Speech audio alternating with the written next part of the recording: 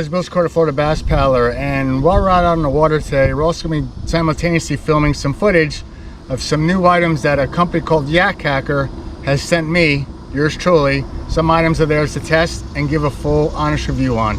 Stay tuned.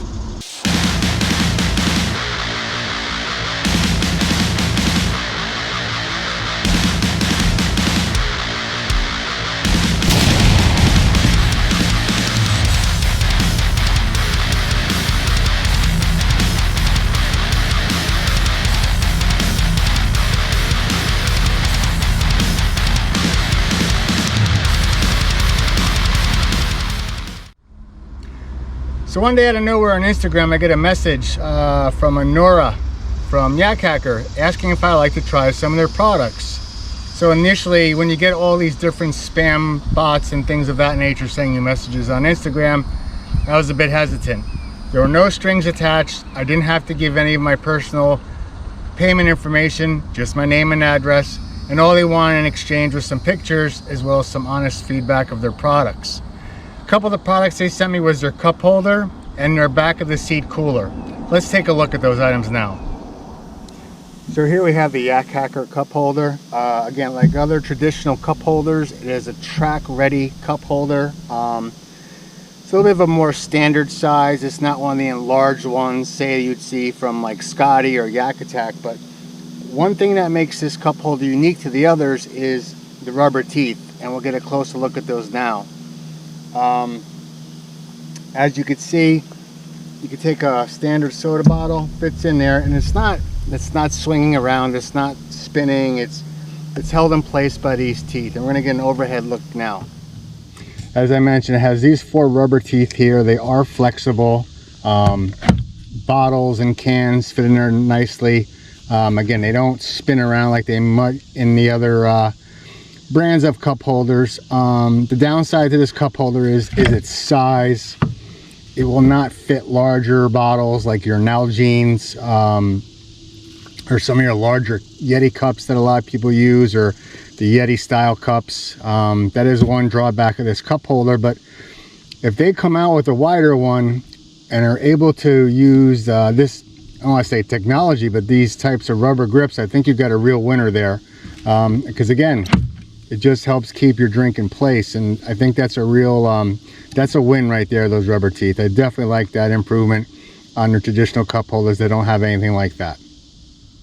All right, English, so welcome back to the man cave. We have the Yak Hacker cup holder. Again, you can get a better look at the rubber teeth on there. Here's a shot at the bottom. Again, your standard T-bolt rubber boot that goes around the bottom base there.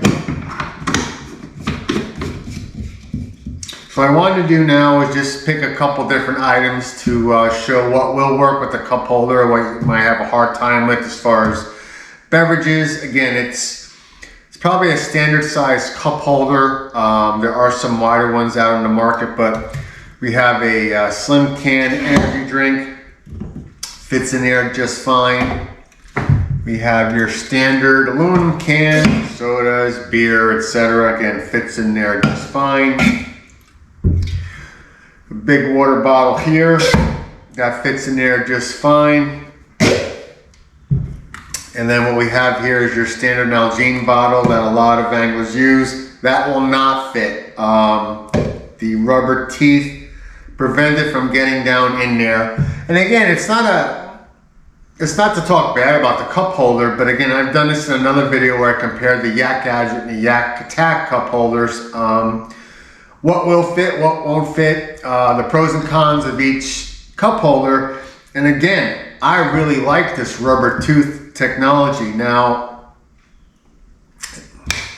if they made it wider, I don't know if the rubber teeth could be made longer. I don't know if that'll work. I'm not smart like that, but again, I really like these rubber teeth for not allowing your drink to spin or slide freely as it may in other cup holders. So I think that's a positive of this cup holder. That's something I wanted to talk about and give you a little more detail on. The next item is the Yak Hacker back of seat cooler. It attaches to your seat with 4 of the ball bungees that has the looped bungee that come out and wraps around the ball. It has one in each corner. It also comes with this neat little mesh pouch here. It has a couple different pockets there. You can utilize that for your VHF radio, your tools. You can put granola bars in there, whatever you want. That too is held on by a ball bungee in each corner. You don't have to use it if you don't want. I've used it before, so plus it gives it a neat little style to it. The one thing I'll say about this cooler is you want to make sure your zippers are in the front side, not back in the corner, because it'll get hidden back there. It might be more difficult to get the zippers undone, but overall it's a really cool color. They have other colors available, but I went with the olive. Has a carry handle on the strap. Again, we're out in pretty hot weather today. It's not sweating, which I like. It's actually a little sweaty on the bottom, but not a lot, where I've seen some really cheap coolers are all wet on the outside and you know your drinks will be hot on the inside. So again, what I really like it about it is when it's on the back of your seat, you can easily access your drinks, your snacks, or whatever you want to keep in the bag without having to get up, open your hatch, or reach around your crate in the back or anything like that. Just a really cool item. All right, so again, we're gonna go over the YakHacker back of the seat cooler. It has 4 attachment points here, but it also has 2 eyelets on the sides, which I prefer to use, and I'll go over that in a second. It has a mesh pocket on the side, which is elongated, so that might be great for like additional bottles of water, or you can maybe put a VHF radio in there. Again, in the eyelets here, gives you an attachment point if it's something you want to tether. So let's go ahead and put this on. Again, it utilizes 4 ball bungees.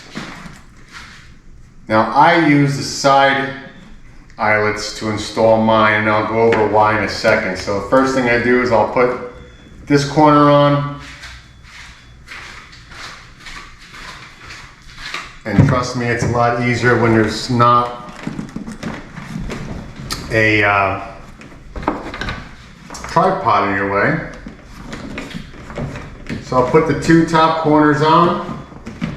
And again, installation is real easy with the ball bungees. I remember having these on a Larry chair when I had a stand-up paddleboard. And it was just nice, quick, and easy. And they do hold things very secure in place. So there, boom, done.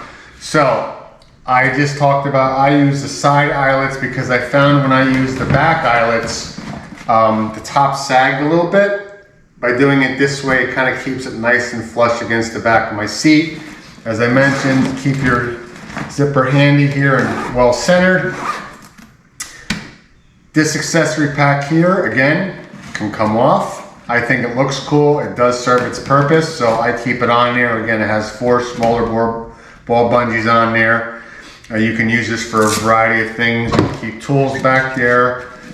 You can keep a spool of leader back there. You can secure that in like that. If you have small utility boxes, or let's say a small like fly box, you can keep those in there. Depending on the size of it, you can secure it in here or not. Again, it just has a multitude of purposes and just gives you a little bit more extra storage space with the cooler. Again, when I was on the water in extreme heat, I didn't have a lot of condensation buildup on the bag. I had some on the bottom, so I'm not too worried about anything getting wet when it's in these storage areas here on the side. So YakHacker has these fine products available for sale, as well as some others, as their triangular paddle holder as well. I really want to thank them for giving me the opportunity to try out these products. I think they're pretty innovative for some of the things that they've come out with, and I'm really excited to see what they have coming out down the road.